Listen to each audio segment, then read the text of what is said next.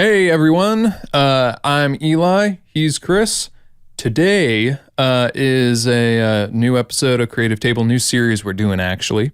How to become a screenwriter, kind of the zero to hero, how to screenwrite and be good at screenwriting and writing movies. So if that's something you're interested in, then you have come to the right place. And I myself am a writer. I graduated from film school. Chris over here is a writer himself, also a composer and voiceover artist. And yeah, we're here to talk screenwriting for a straight however long this goes. So, cool. Chris, any opening remarks? I think I've shared this on another episode, but yeah, some of my background with writing is I've been a TV and film composer for a lot of years, but I've been writing prose for a long time. And about 4 years ago, I got really interested in screenwriting, and so I started kind of playing at it. And then I did a couple of workshops. One of them was a really intensive workshop and was mind-blowing. It was awesome. Yeah. So, and I'm really enjoying it. Nice. Yeah. Lit the fire. Yes, it did. So, we got 3 rules around here when it comes to this channel or when it comes to this series. All right. If you learn anything about screenwriting today, you must subscribe. If you learn anything about your screenplay, you must subscribe. And if you have any fun at all, you must subscribe. And if you don't, we'll send a guy. That's right. We'll send a guy. You better watch your back. That's right. All right. But to get into it, I guess just to ask the very first foundational question. This episode's about foundations and loglines. So we'll start with foundations and then get into loglines and concepts and that kind of thing. But first up, I guess, Chris, what is screenwriting and what isn't it? Screenwriting, Eli, is writing for the screen. For the screen. Yes. Next question. That answer insists upon itself. One of the things I like to think about, because this is totally how I started. I just got this idea for this scene between these two characters. Yeah. And I started writing. And I was like, oh, this is cool. I like this. This is exciting. And that was scene writing. That is not screenwriting. And a lot of people, that's where a lot of people start. And there's nothing wrong with that. Absolutely. But I just want to, if you're 40 pages deep into your first thing that you thought of, and you don't know what a logline is, and you don't know what a synopsis or an outline, or tent poles or beats, you might want to pause for a minute. And it's writing scenes is so much fun. It's awesome. And there are times, actually, I will put one caveat. There are times where writing scenes is great. Yeah. If you're an actor and you're like, I've been auditioning for stuff. I'm just not getting any traction yet. And they just don't understand what I'm capable of, what I can do. There's some great, we're actually going to talk about this in a later episode, but there's a great interview with Matt Damon talking about Good Will Hunting and how that came to be. It was fabulous. And that's kind of what they did. They're getting really close on some big roles and not getting them. And so they're like, if people are going to know what we are capable of, then we just need to create what we're capable of. So in that context, like for actors, writing a scene can be great. Like if you don't have good, solid footage that showcases you well in your demo reel, scene writing can be fabulous. But what we're talking about is screenwriting. Screenwriting is story. It doesn't mean it's long form, but it does mean complete story. Like I've really come to believe that a complete story is the only kind of story worth telling. And you don't want to figure it out as you go, because I tried that and it's really frustrating and you throw a lot of hours away. Yeah. So what about you? What is it and what is it not? Gotta agree with that. For me, number one, like with you telling a story, it's the primary, like telling a full story beginning to end. Scenes more often, I mean, there are one scene movies, sure, whatever. But more often than not, scenes just like don't do that. It's only a piece. And if you have a really great idea for a scene that you want to write, then go for it, man. But then develop the rest of the stuff around it. Correct. Yep. Rather than being like, oh, I have this great scene in mind. I need to write a screenplay about it, and then spend the whole screenplay getting to that scene. And then you write that scene and then you're like, well, now what? Right. you know? And some great movies have started out as scenes. Yeah, that's true. Absolutely. But they developed the rest of the movie around it. Exactly. So, and then another thing, like screenwriting isn't, and I cannot stress this enough, it is not being a director or DP or an editor or other things that are not screenwriter. Yep. When you're writing, you are not more like, unless you're very specifically like, I want to direct my own stuff. Yep. Then once you've written a couple of hit films, writing, you get people let you do that. Yeah, but more often than not, you're writing for somebody else, and that somebody else doesn't want to be told how to do their job. Yep. So if you're over here in the screenplay saying, you know, shot A with it, and then close up of yada yada yada yada, that isn't gonna cut it because the DP is gonna look at that and be like, well, why am I even here? Funny story about that. So my cousin, this guy named Michael Berry, has written and directed a couple of phenomenal films. Co-written one of them, but he wrote one from scratch. Fantastic movies. One is called Stuck with Giancarlo Esposito, Amy Madigan, Omar Chaparro, Arden Cho. He's a really killer cast. It's about 6 people who get stuck on a subway together, and all of their personal issues and prejudices come up and they deal with it. It's awesome. And the other one is called Frontera.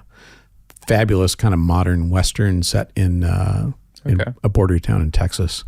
And I had my very first thing that I was really excited about.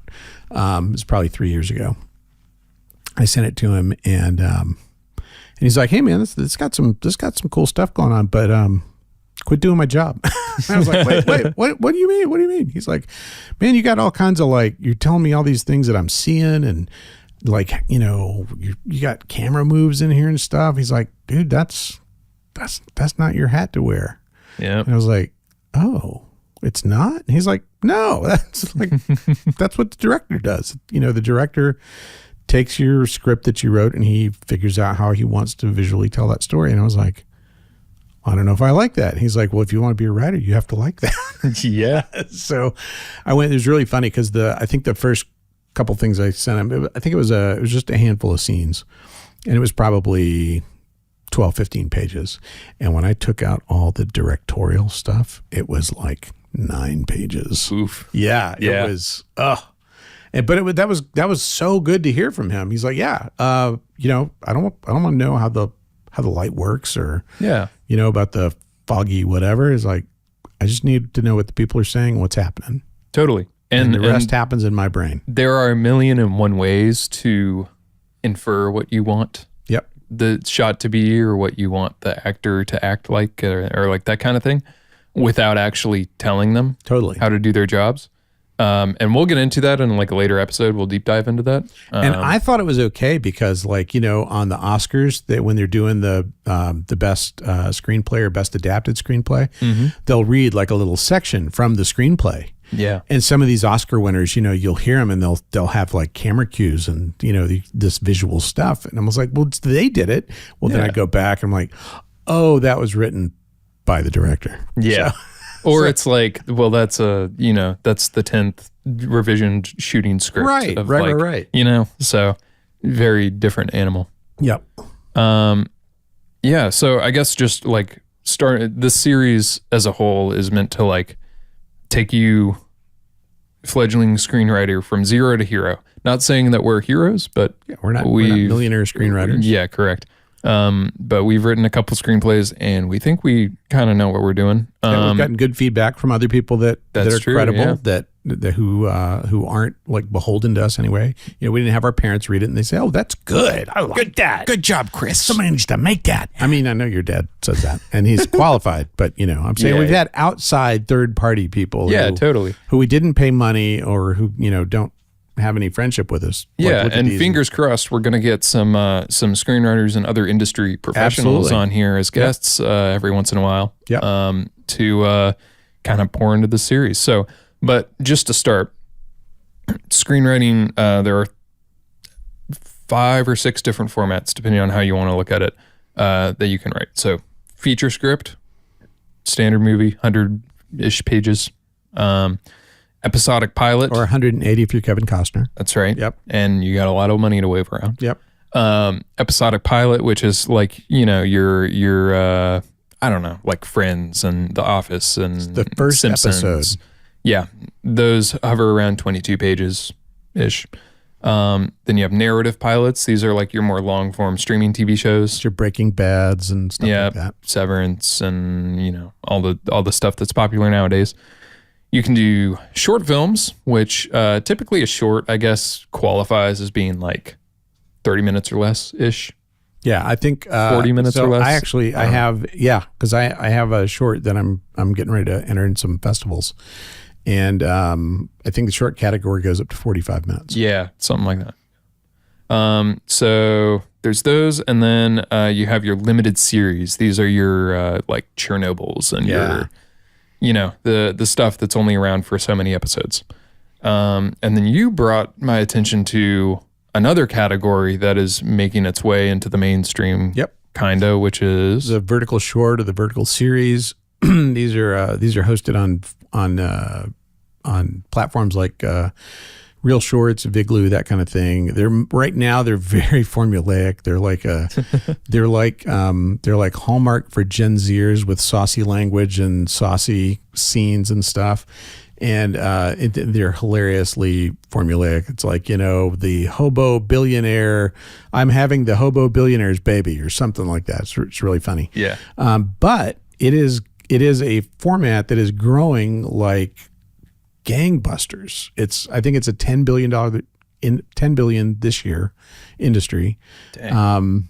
They've been doing this in China for years, and so now it's hopped the pond and it's taken off in the West, and it's really growing. And there are opportunities now. I will say, because I've been approached to write a couple. I'm doing like a proof of concept for some friends in a vertical short concept that they have. But I have been approached to do an entire series. The pay for these is terrible. Like I imagine. Yeah. So it's like, imagine 30 or 40 2 to 3 minute episodes. So it can be somewhere 100, 110 minutes. Yeah. And the budget's like $5,000-$6,000. Now I've gotten to look at some of these scripts, and they are largely AI generated. I imagine so. And what's hilarious to me is you watch some of the content and you're like, man, this would take like 10 minutes to make noticeably better. But it is such a machine right now that it's just, they're just like, they're pumping it out.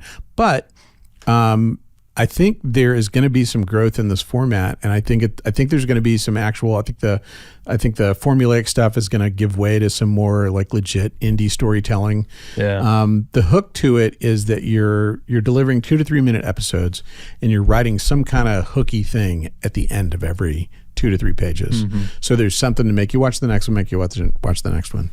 That sounds exhausting. Oh yeah, it does. Yeah. But it's also a really cool challenge. I'm a big fan of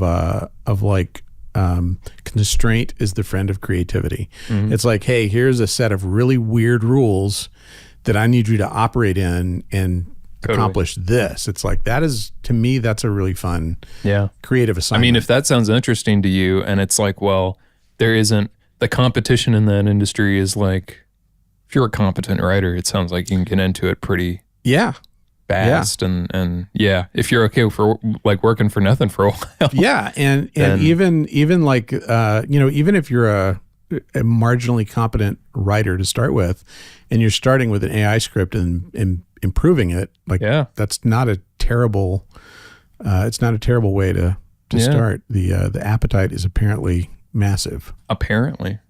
Yeah. Well, I guess, so let's get into the meat here. How about concepts and loglines, huh? Dude.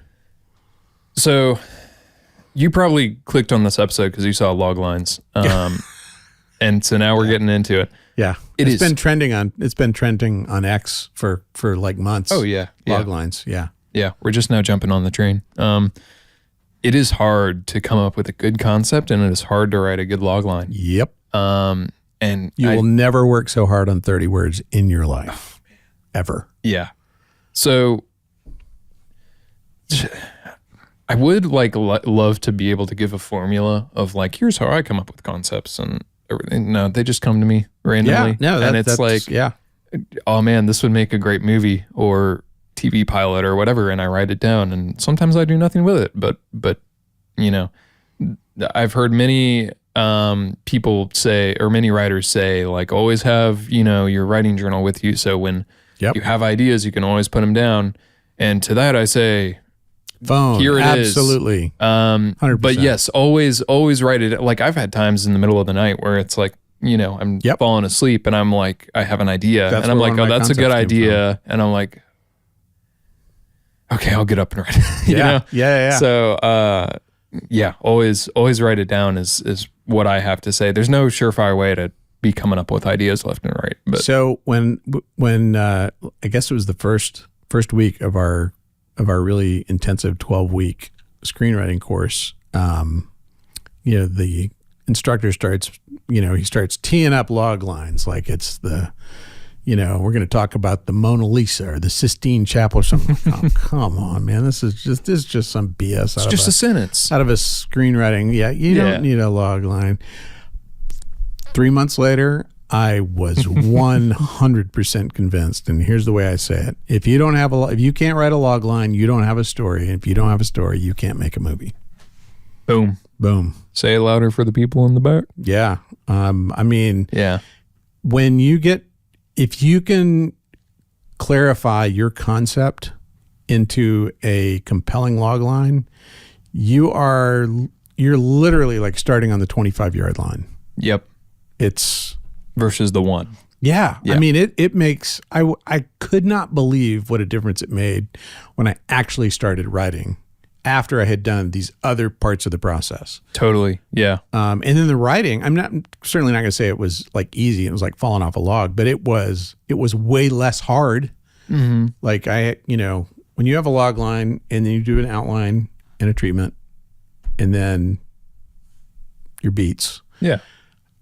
And you make all that make sense. And that I'm betting that's like before you write a word, if you get those pieces, if you like do the work to get those pieces right, you've probably done half your work. Yeah.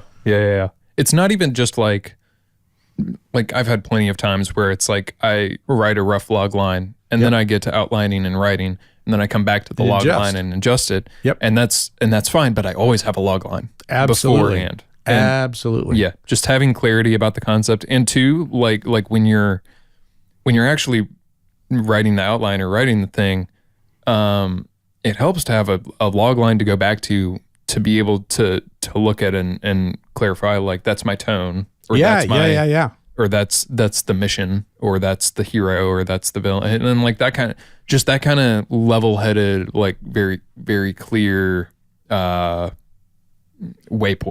I guess. Yeah. It's super valuable to have. So what makes a logline good though? For one, it makes you want to know more. Yeah. Which means I want to read the treatment or the one pager or whatever. Yeah. I mean, there's different versions of this. There's logline, synopsis, treatment, one pager. There's a bunch of like iterative whatever steps. Makes whoever you're talking to, like, I want to hear more. I want to hear more about that. Yeah. That's what you want it to elicit. Yes. And if it's not, like, if you can't make the logline interesting, the story is not going to be interesting. Mm-hmm. It's gonna run out of steam. Yeah.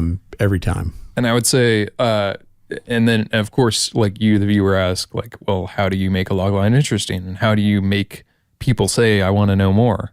And I would say that kind of hinges on the idea of always. This is something I always try to do. I don't know if I'm 100% successful at it, but always try to include the idea of dramatic irony in your logline. Yeah. Some level of irony going on. And we'll get into like examples. We're going to look at log lines of or some of our favorite log lines of actual movies and TV shows, and then throw some of our own log lines out there and be looking for like the dramatic irony in those, in all of them. Yeah. And when it has them, it pops, and when it doesn't, maybe it's less interesting. It might even be worth doing like a mini episode at some point where we come back and we're like, because you think about a good story, like there are so many ways you could frame it. Yeah. There are so many, like it'd be fun to like take something that we like and say, here's 5 entirely different ways you could write a log line for this.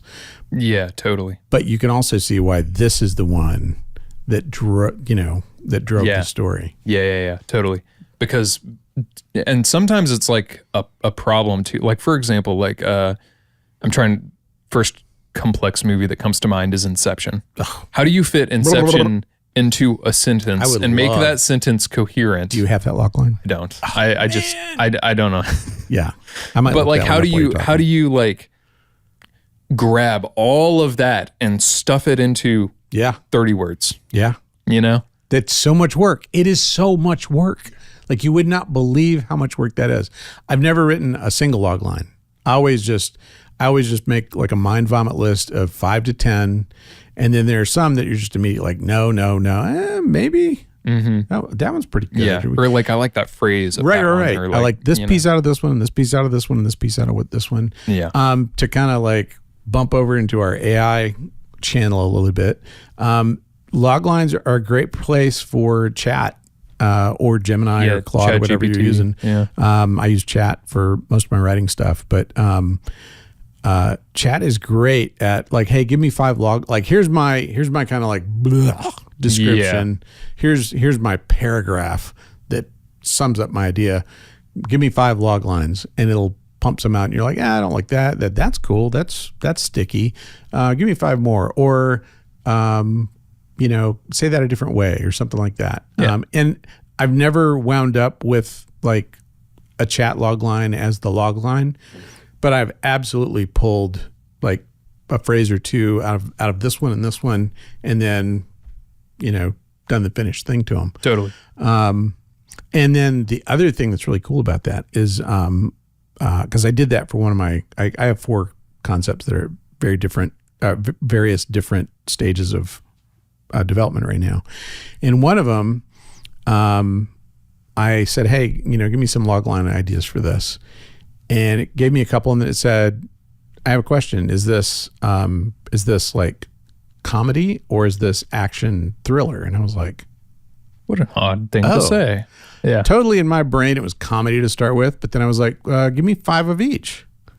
And now it's like it's something new to think about, which is cool. That's one I haven't written squat. It's literally just concept at this point. Totally.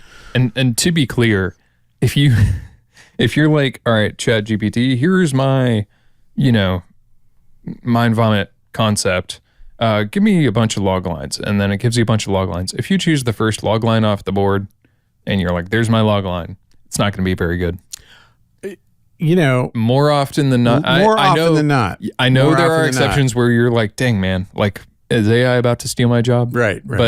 But like more often than not, like, especially when I've used it to like try and I've had to really, really massage it. Like, no, like this element of it, or like the mission of it, I want it to have more emphasis or like in the log line, or like, for sure.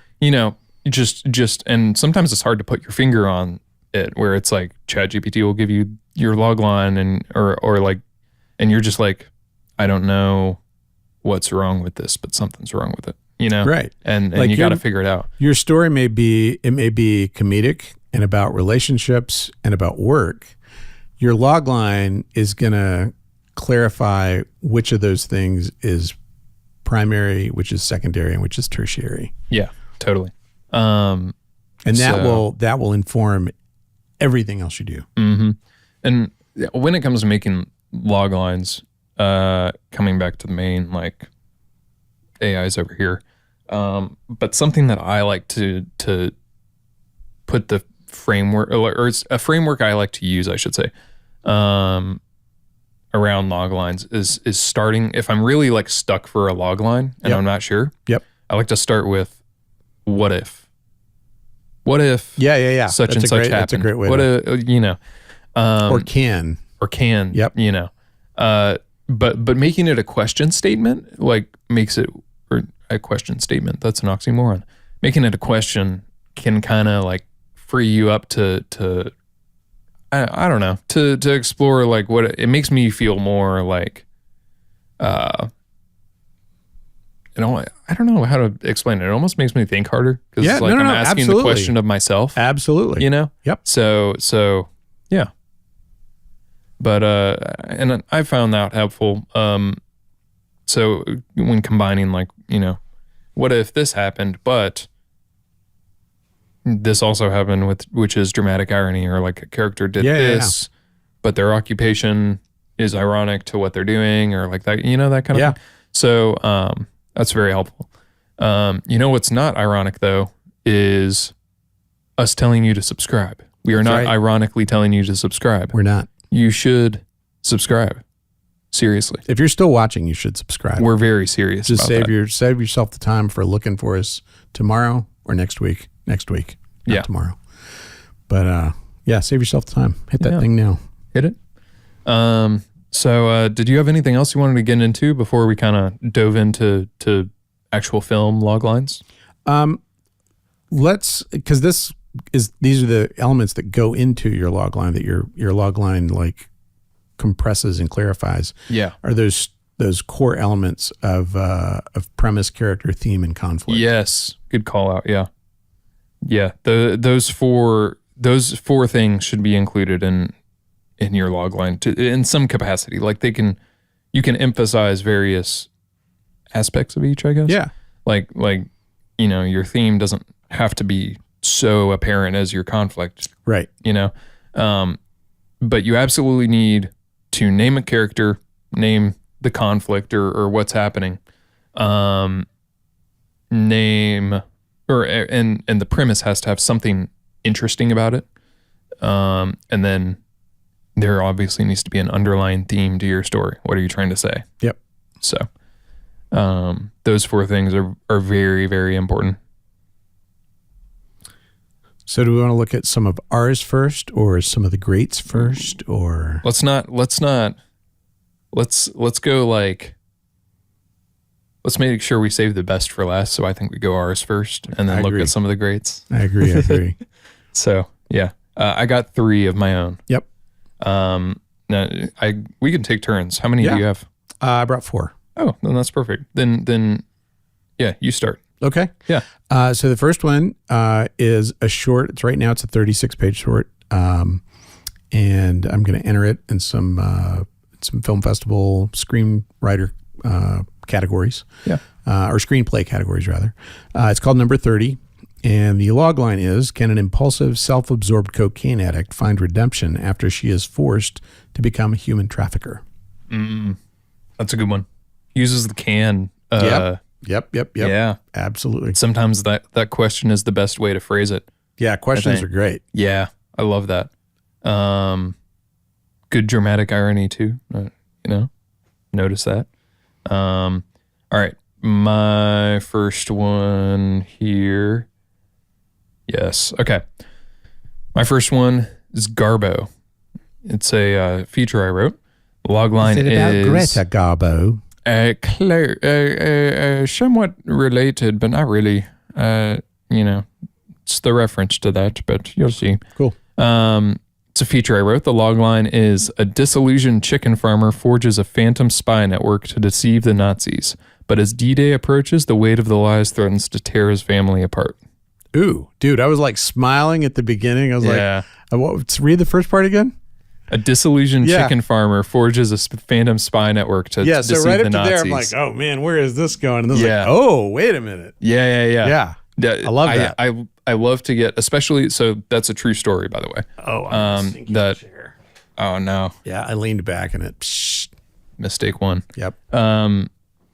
The absurdity of it, like the absurdity of the true story. That was one that I had to like. Well, I need the chicken farmer part because that's just ridiculous. Yeah. But yeah, and then I also need like, because at the end of the day, it is a very serious story. Yeah. And I also need that part and like no, that's a killer. That's a killer like yank. It's like, where are we going? Oh. Yeah. And it was a lot to fit in. Like that's a very complex. Yeah. How many versions of that did you do? Oh, dude, maybe like 20. Yeah, I was going to say that final number 30 Logline was about 30. I mean, about 20. Yeah. About 20 revisions. Yep. Okay, what you got? All right. This is a feature that I'm working on called Two of a Kind. I'm going to read you. Now, this is the my logline that I landed on. And this was, and I'm still not like 1,000% happy with it. I'm pretty happy with it, but it's a little long. Okay. A neurotic math whiz who loses her college tuition in a rigged poker game is gobsmacked when she runs into her father at a Gambling Anonymous meeting. Together, they conspire to out-cheat the cheater who stole her money without their fellow recovering gamblers or her mom finding out. Ooh. I like It's a fun script. Neurotic math whiz is awesome. Yeah. Yeah. Those kinds of, like, also typically, you never put characters' names in long lines. You always want to describe them. Right. So neurotic math whiz is really fun. Like that alone, like that start is super strong and like, I don't know, something about that. What was fascinating, and we'll talk about this in later episodes, but like I was struggling like crazy to figure out what her flaw was that needed to get fixed.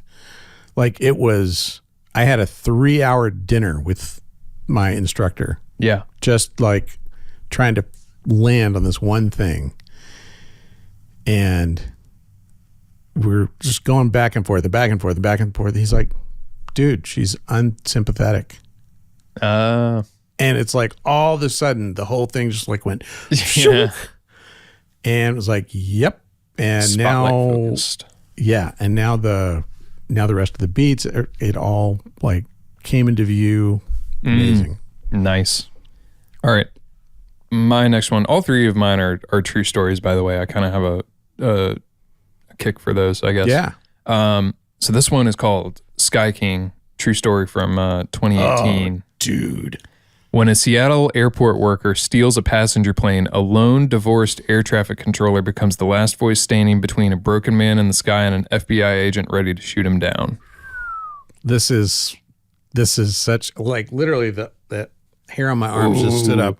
That one was like, I know, man. I'm so excited for that one. So now here's what's cool is I followed that as an aviation story because I'm an aviation nerd and I used to fly and stuff. And so I was just watching this crazy aviation story. Yeah. And I'd listened to the whole live ATC playback of their whole conversation, all that stuff. But I never like knew all the stuff that was going on below it. And you were telling me about this the other day. And I was just like, oh, dude. Yeah. It's like begging to be made. Absolutely. You know? Yeah. That one was one where it was like, I maybe went through like 10 attempts at revising it before I landed on that kind of. Yeah. That one came to me easier. It was interesting. So, yeah. I don't know. Wow, that's killer, dude. I can't wait to read that one. Yeah. I can't wait to see that one. That's right. Can't wait. All right, what you got? This is my least developed project right now. This is one I was literally falling asleep, and like this idea popped into my head. So this is not a log line. This is like more of a. I had chat give me some log lines for it, so I'll run them by you and see if any of them blow your skirt up. Okay. Eli's wearing a skirt in case you were wondering. That's not figurative. Yeah. A child soldier in Sierra Leone escapes his captors and survives in the wild for 3 weeks before being taken in by a priest who helps him find healing and forgiveness for his exploiters and himself. Years later, he becomes a priest and takes over the boys' home when his mentor retires. When another civil war breaks out, a warlord comes to enlist the boys in his orphanage. Now he must teach his young wards to fight like hell as citizens of heaven.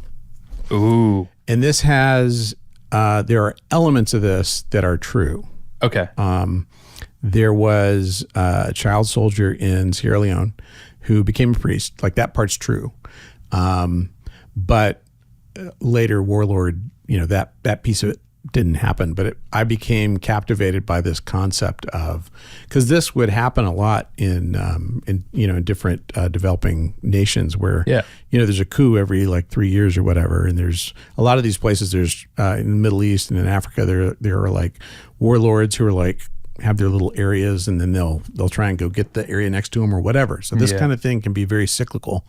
And I thought, man, what would it be like if so this guy goes through that, and then another warlord comes to get his boys to enlist them in his child soldier army. It's like, whoa. Yeah, that's cool, man. So here are chats. I got 5 from chat. From captive to caregiver, a former child soldier must defend his orphanage from a warlord, teaching his boys to fight like hell while living as citizens of heaven. I thought that was pretty good. That's pretty good. Haunted by his past, a child soldier, a priest, take 2. Haunted by his past as a child soldier, a priest faces his greatest test when rebels return to claim the boys he now protects. I like that one a lot. Yeah, that one's good. Once a boy forced to kill, now a man sworn to heal. He must lead his wards in resisting the warlord's grip without losing their souls. It's got some cool stuff. It's a little elliptical and poetic. Yeah, it's a little woo-woo. An ex-child soldier turned priest is forced to confront violence again, this time to shield the orphans he calls his sons. It's pretty good. Yeah. 2 is still the 2 is still the thing. When civil war erupts, a priest with a brutal past must teach his boys how to survive as warriors of faith, not pawns of war. I like that one too. Dig that one. Doesn't have the child soldier irony. This would be where I'd take 2 and 5 and I'd start mashing trying them up to and get them grind them into a single punchy totally bullion cube of goodness. That's cool. I like that. That's like 11 on the dramatic irony scale. Sweet. Right there. Yeah. Nice. All right. Last one of mine. This one, another true story. Spoiler. It's my least refined one, I'd say, but it's called Tokyo Rose. In the aftermath of World War II, a Japanese-American woman is prosecuted by her own government for treason, even though she claims she was fighting for the Allies while undercover in Japan. Has there not been, I know there's been, I'm pretty sure there's a doc about There is a doc, okay. Yes. But nobody's done No one's done a movie of that Dude, thing. that story is rich with man. all the things. Mm-hmm. I'm looking forward to getting into that one eventually. And the logline right now is just more like, you can tell, like I'm trying to grab all the pieces. And get them into one sentence. But I mean, I'm looking forward to that whole thing. In my mind, it's a courtroom drama with periodic flashes holy cow. It's her in front of a grand jury. Yep. Being tried for treason and like that. Yeah, that's what's going on in my head. So. Man, that'll be super cool. Yeah. Super cool. My last one is called Original Gangsters. Through pure happenstance, a pair of young thugs with something to prove and a pair of elderly gangsters who want to go out in a blaze of glory decide to rob the same bank on the same day at the same time. If they don't help each other, they're all going to prison or the morgue. Ooh, I like that. So I originally totally had comedy in mind. And so I was like, okay, that's a little long. By the way, it bears saying, there's not a rule that says your logline has to be 30 words or less or 38 words or less, whatever. There are I've read some pretty long log lines for some great movies, but it's in the heft was required to kind of convey. Like I bet the one for Inception is. Yeah, I'm betting it's not like two sentences. There isn't a strict rule as to how long or short or how many sentences it can be. The one rule is every word needs to be packed with meaning. Yes, that's the rule. You will know, like after you've written a few, you will know when it's like, this one's a little tubby. This one needs to be trimmed down or whatever. But what was really fascinating when I went to chat to see if I could pare this down into something punchier, it asked me a clarifying question. It said, is this a comedy or an action thriller? And I was like, oh. So I'm not going to read all of them, but I'll read a couple. Yeah.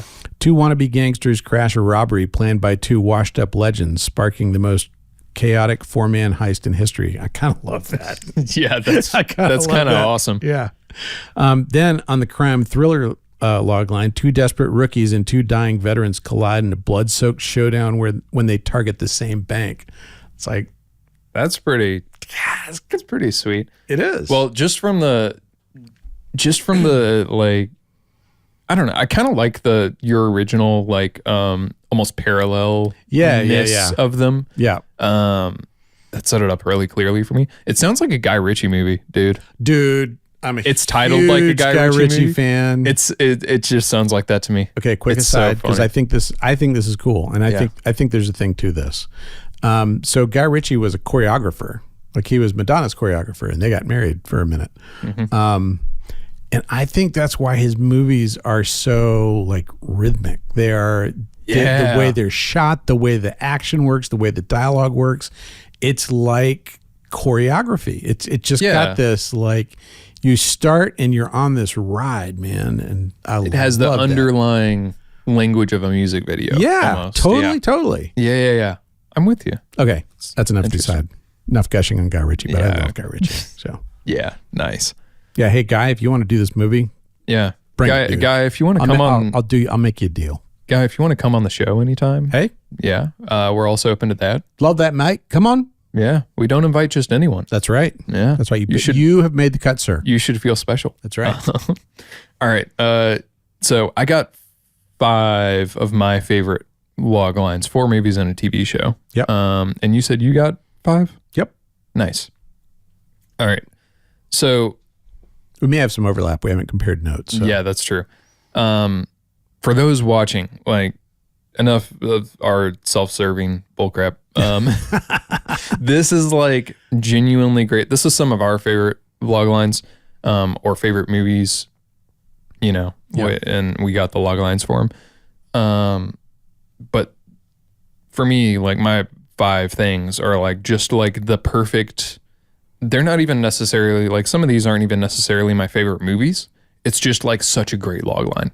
It's such a great premise expressed well. Yeah. So the first one I got, The Matrix. Bring it.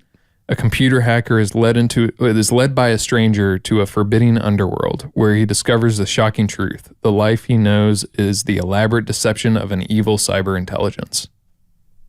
Dude, because I was wondering, I was like, that's one of those movies I was like, okay, how do you log line that? Yeah, that's an Inception kind of thing. That's how you log line That's how you log line that. That's amazing. Yeah. It's fantastic. My first one is Jurassic Park.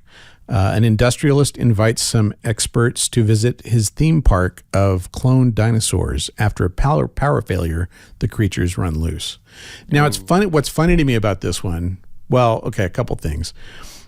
When Spielberg has a log line, you kind of read it through a Spielberg lens. So if it doesn't like jump up and grab you by the throat, you're like, yeah, but Spielberg's excited about it. So there's probably Spielberg. something to it. Yeah. But it's kind of, for me, it's kind of a like, okay. Yeah. After power failure, the creatures run loose. I mean, I have all these cool ideas about like how through modern technology we recreate the ancient world only to find ourselves back in the plight of the caveman or something novelistic like that. And that sets up that irony. Poetic. Yeah. And this is a little more work a day. Which, in fairness, that's how the book was. Oh, for sure. So for sure, that might just be a byproduct of like, because the screenplay was adapted by somebody else, and then Spielberg swoops in and picks it up and makes it into what it is now, and that's how it rolled. So that might just be a side product of that. Great log line, but just maybe a different movie than what happened on the screen, almost a little bit. I don't know. Okay, for my next one, thought it would be fun. You're going to be able to do it no problem, but I was like, what if I read the log line and you guess the title? Oh, sure. Yeah. So this isn't going to be a challenge, but it'll be fun. All right. This is another one of my favorites. A wheelchair-bound photographer spies on his neighbors from his apartment window and becomes convinced that one of them has committed murder. I don't know if I've seen this movie. Really? Need to go home and watch it. I do. What is it? Rear Window. Oh my gosh! Yes, I have seen this movie. I'm thinking like maybe this game will be more fun. I'm in modern era mode. Like I'm in your lifetime mode. Okay, I didn't know Hitchcock was Hitchcock's fair game. Gosh, so, okay, read that again. A wheelchair-bound photographer spies on his neighbors from his apartment window and becomes convinced that one of them has committed murder. Dude, it would be amazing to look at a Hitchcock screenplay. We totally need to do that. 100%. We need to. And if you haven't seen that movie, must see. But like it's not like big and like huge, explosions everywhere. Oh, no. and, It's multiverse. It's just it's so quiet. It's so small scale and personal, It's and quiet, that's why I love and it. your heart is like, Yeah. yeah, it's amazing. It's great. Now, I probably shouldn't have done this, but I did this. I didn't love the Star Wars Episode 4 New Hope logline. I mean, it was just the first two lines because it said, the first two words, it said Luke Skywalker and then the rest of it. But you don't know who Luke Skywalker is if you're a Fox executive in 1976. Exactly. Yeah. But when you read the rest of the thing, it's like, wait, what are all the? Who's the person? What are these words? What are this? It does. So I replaced Luke Skywalker with a desert farm boy from Tatooine joins forces with a Jedi Knight, a cocky pilot, a Wookiee, and 2 droids to save the galaxy from the Empire's world-destroying battle station. Nice. That's a good. But like, that's awesome. I like the snark. It's like Luke a person you ever heard of, and some like. And some other creatures? bullshit. Right. Exactly. It's like, it's like, wait, what what is a Jedi Knight? What? Okay, a cocky pilot. I get that. What's a Wookiee? Yeah. Droids. What's a droid? It's just like, I want to write that alternate. Yeah. Luke Skywalker and some other bullshit. Go to. No, but that's a good lesson too. Like, don't. Your reader is coming in cold. Don't assume they know anything. That's right. About anything. That's right. Okay. And you can just shock them into saying, Tell me more. Tell me more, I guess. Yeah. Yeah. Not the you don't want to shock them into being like, I don't understand a word you just said. Right. That's hilarious. All right, next one I got. When 2 kids find and play a magical board game, they release a man trapped in it for decades and a host of dangers that can only be stopped by finishing the game. Oh, so good, Jumanji. Yeah. I love that one just for like the ending phrasing. Yeah. Really like sets up a very specific mission. Yeah. For the whole thing. Yeah. And it's like, oh, I want to see them finish the game. And those movies are, I mean, great. Great stuff. Yeah. All right. I will not tell you this one. See if you can guess it. Yeah. A mentally unstable IRS auditor hears a disembodied voice narrating his life as it happens and discovers that he is the main character in a novel in progress and that the voice belongs to a famous author who kills her protagonists in creative ways. Stranger Than Fiction, baby. Stranger Than Fiction on my top 10 list. I love that movie. Oh yeah. my gosh. It's so good. It's so imaginative and so different and unusual, and it's Will Ferrell like you have never, ever seen him. Mm-hmm. It falls into that bucket of movies for me. It falls into the strange bucket as Walter Mitty with Ben Stiller. Yeah. Where it's like, I know this isn't a perfect movie or an Oscar winner, but I enjoy the hell out of it. But it makes me think and feel deeply. Yeah. Exactly. It's great. All right. Got another one. A New York City cop travels to Los Angeles to reconcile with his wife, but when a terrorist traps them in a skyscraper and takes her hostage, he must become a one-man army to save her. Die Hard. Mm-hmm. Is it a Christmas movie? Maybe. That's up for you to decide. Leave a comment. Yeah. Let us know. Yeah. Die Hard Christmas or no? Yeah. I like that. After you read the screenplay, of course. Yes. Yeah. Which we have. I mean, that is one we're going to break down in a future episode. 100%. That film's so good. Dude, it's so good. It's such a good premise, just like all around. It's like very clearly like you have your playground, the Nakamoto Plaza. Yep. You have your villain, you have your hero. In one sense, it's super simple. Cat and mouse. It's very simple. Yeah. Yeah, cat and mouse. So 100%. Good. But all the subplots and the flaws and it's so freaking good. Yeah. So great. All right. I have 2 more. I don't know if that's 5 or 6. I think okay. Well, I got one more. So yours, then mine, then yours. All right. I hate this log line. 2 imprisoned men bond over a number of years, finding solace and eventual redemption through acts of common decency. That's so vague. Right? I don't know. It tells me nothing. And it's the log line of my absolute favorite film of all time. Oh, no. What is it? Shawshank Redemption. Dude, that's such not like that's the such a lousiest log line ever? Dude. No. Oh my gosh. So that might be one of my personal assignments is to like go back and redo And I know that like the log line you would write after a film is finished would probably be different than the one before you write the first word of the script. So I totally get that, but it's just like, yeah. Nobody is like, I should write a movie about two men who da-da-da-da-da and find solace. I know what I'm going to do. I'm going to go read the Stephen King short story and see. There you go. And see how much of the movie you can see in that, or how much of that was just Frank Darabont's genius. Yeah. Yeah. It might also just be a case of like, we don't need a log line because the studio already said yes.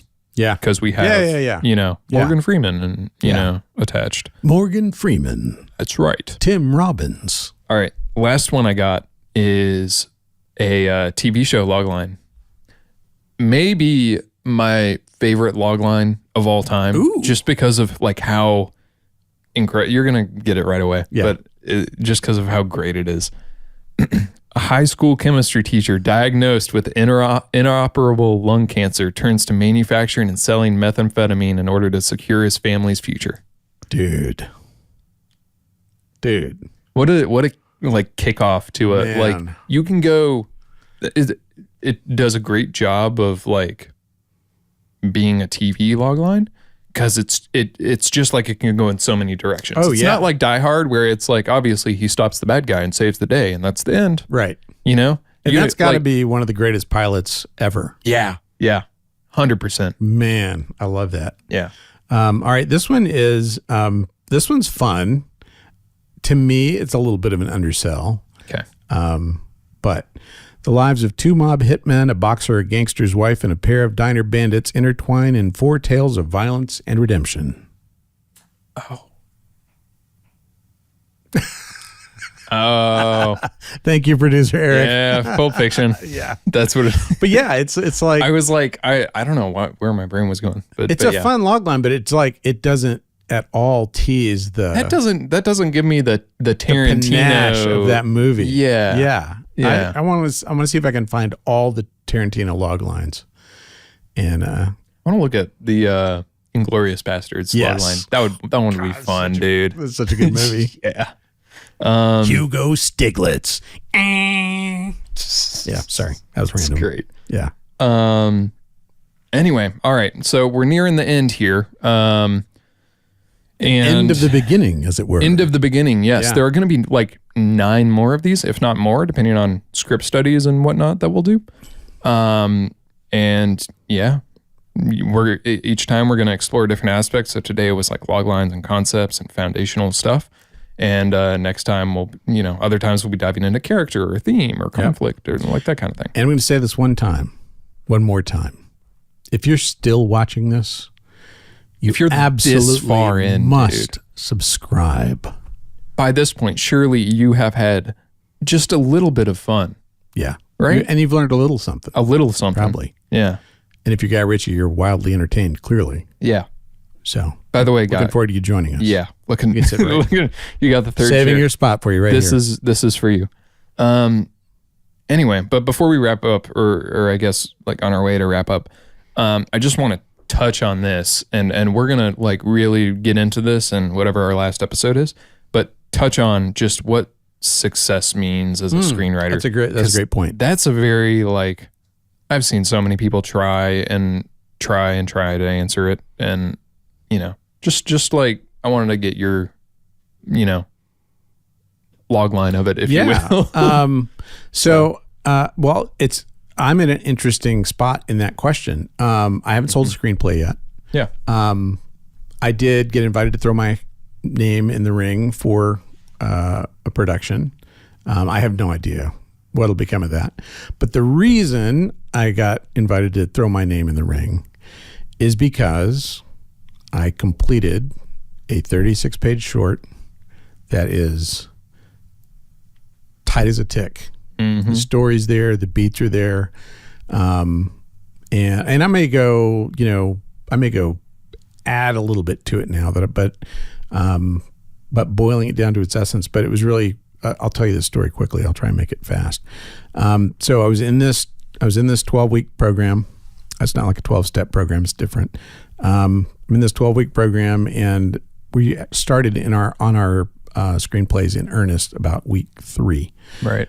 Just starting our outlining and our stuff. First 2 weeks were logline and concept and that kind of thing. And so I had written like 6 good pages that I was very, very happy with. And I had those 6 pages for 3 weeks. And we were supposed to like be making progress each week. Yeah. And so I'd been like 3 or 4 weeks and I had made no extra progress. And the goal was to write a 12-pager. And I knew, like, I already knew the story was going to be 12, but I was like, you know what? Okay. I had this day that I didn't have any sessions scheduled. And I was like, I'm going to go hard in the paint until I either finish or I run into some plot hole that I just can't find my way out of. And I'm just going to go. I sat down in my chair at 6:30 in the morning. I think I had 2 cheese sticks that day. I went to the bathroom once. And you lost 20 pounds. And I finished the screenplay. I wrote Fade to Black at like 7:15 p.m. Wow. And like, not to be all whatever, but I wrote Fade to Black and hit return and I just cried. Like I was totally unprepared how emotional that would be to like, cause I knew that it was like, I knew I had finished it and you were into it. Yeah. Yeah. And it was like, I didn't get through it. I was like, holy crap. This is like, the whole story is there. Like for the first time, I've been thinking about this story for like 10 years. Totally. And it's actually all there. Yeah. And that was, you know, I've ghostwritten books for people. I've written things that I've been paid for. So been successful in that regard. Yeah. That was one of the most successful feelings I've ever experienced in my life. Wow. Yeah. Yeah. Nice. To that point, like, not to dodge the question about like what is success for a screenwriter, because lots of people would say, you know, money or whatever. And that's fine if that's your answer. But like, I would say like especially for you fledgling screenwriters watching this or people who just want to know more or thinking about writing a movie, I would say success for you as a screenwriter, write a script. Yeah. And write Fade to Black and finish it. Huge success. Yeah. Huge success. Totally. All right. Well, I think that's about all the time we have for today. Like I said, there are 9 more of these on the way with hopefully Guy Ritchie in at least several. Yeah. We're crossing our fingers on that one, Guy. So all that to say, Chris, thanks for joining me. Thanks for having me. Excited to do more, and it's going to be a blast.